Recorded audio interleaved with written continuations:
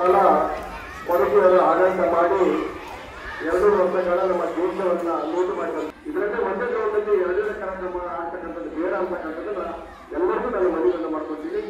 ಯಾಕಂದ್ರೆ ಒಂದು ದೇಶ ಒಂದು ಭಾರತ, ನಾವೆಲ್ಲರೂ ಭಾರತೀಯರು ಅಂತಕ್ಕಂಥದ್ದನ್ನ ನಮ್ಮಲ್ಲಿ ನೋಡ್ಬೇಕು.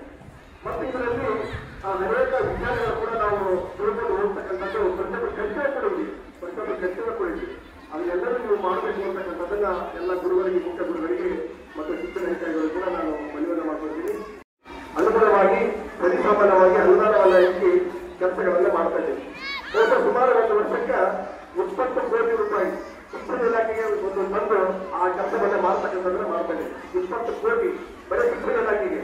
ಅದಕ್ಕಾಗಿ ಶಾಲೆಗಳ ಕಳಿಸ್ತಕ್ಕಂಥದ್ದು, ಅಲ್ಲಿರ್ತಕ್ಕಂಥ ಆಟದ ಮೈದಾನವನ್ನ ಬಲಪಡಿಸ್ತಕ್ಕಂಥದ್ದು, ಶೌಚಾಲಯಗಳ ಕಳಿಸ್ತಕ್ಕಂಥದ್ದು, ಕುಡಿಯುವ ನೀರುಗಳಿಗೆ ಒಂದು ಅದರ ಅವಕಾಶ ಮಾಡಿಕೊಡ್ತಕ್ಕಂಥದ್ದು, ಈ ರೀತಿ ಅನೇಕ ಎಲ್ಲಲ್ಲಿ ಸಮಸ್ಯೆಗಳದಾವ, ಎಲ್ಲಿ ಮೂಲಭೂತ ಸೌಕರ್ಯಗಳು ಒದಗಿಸಬೇಕಾಗಿದೆ ಆ ಶಾಲೆಗೆ ಒದಗಿಸ್ತಕ್ಕಂಥದ್ದು ನಮ್ಮ ಕರ್ತವ್ಯ. ಕ್ಷೇತ್ರದ ಶಾಸಕರಾಗಿ ಆ ಕೆಲಸವನ್ನು ನಾನು ಮಾಡಬೇಕಾಗಿದೆ, ಖಂಡಿತವಾಗಿ ಮಾಡ್ತೀನಿ.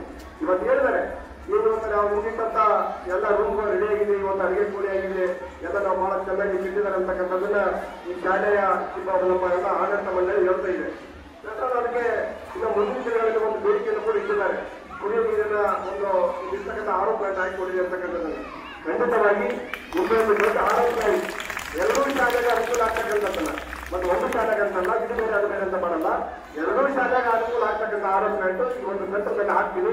ಎಲ್ಲ ಮಕ್ಕಳು ಒಂದು ಒಳ್ಳೆ ನೀರಿನ ತಗೊಂಡು ಆರೋಗ್ಯವಂತರಾಗಿರ್ತಕ್ಕಂಥದ್ದನ್ನ ತಾವು ಭಗವಂತ ನಿಮಗೆ ಅವಕಾಶ ಮಾಡಿಕೊಳ್ಳಿ ಅಂತ ಕೂಡ ನಾನು ಭಗವಂತನಲ್ಲಿ ಪ್ರಾರ್ಥನೆ ಮಾಡ್ತೀನಿ.